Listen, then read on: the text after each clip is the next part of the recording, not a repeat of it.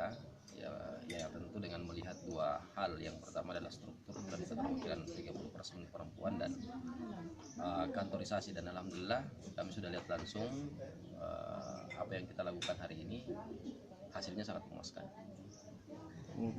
Ketuanya perempuan itu hanya kebetulan saja, tetapi memang partai ini tetap dalam satu aturan bahwa kita tetap fokus dan tetap konsisten dengan aturan keterwakilan perempuan itu 30%. Jadi kalau tuh perempuan ketuanya, yaitulah salah satu kader terbaik dari kecamatan ini yang kita anggap mampu membawa partai ini lebih baik ke depan.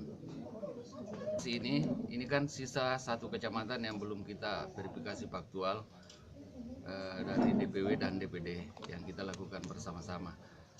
Insya Allah setelah Kecamatan Wajo, DPD Kota Makassar akan fokus pada pembentukan sayap partai dan DPRT. Kepengurusan DPRT itu akan semakin kita perkuat. Jadi setelah verifikasi ini kita fokus di dua hal itu. Terus